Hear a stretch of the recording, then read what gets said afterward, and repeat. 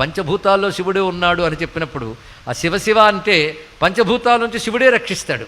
ప్రతికూలతలన్నీ అనుకూలతలైపోతాయి. ఇది అనుకూలమైన ప్రతికూలమైన ప్రకృతిలోంచి వస్తుంది కదా. అనుకూలం అఘోరం, ప్రతికూలం ఘోరం, రెండు శివుడే గనక వెంటనే మార్చేయగలడు ఆయన ఇక్కడ.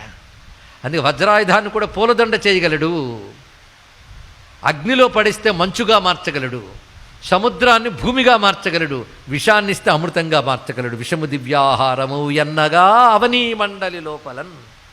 అది శివనామానికి శివారాధనకున్న మహిమండి. అది ఆ కింకరులు యక్ష యమదూతా సర్పస్వాపదా చదువుతున్నాం కదా. సర్వే జ్వలంతం పశ్యంతు. బాధించడానికి వచ్చిన యమదూతాదులు కూడా భయపడతారు. అందుకే శివుడి వాడి దగ్గరికి యముడి వాళ్ళు రారు. ఇది గుర్తుపెట్టుకుంటే చాలు. ఇక్కడ ఒక మాట చెప్తారు పద్మపురాణంలో, భస్మ రుద్రాక్ష ధారణ చేస్తూ శివానామం పలుకుతూ ఉంటే వాడి మరణాంతంలో యమదూతలు రారు.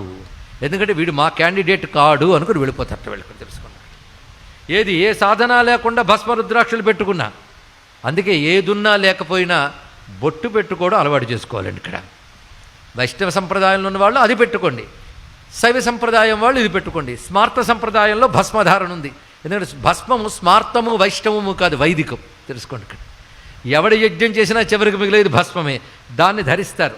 అది అకార ఉకార మకారములకు బ్రహ్మ విష్ణు రుద్రులకు ప్రతీకగా ధరిస్తారు.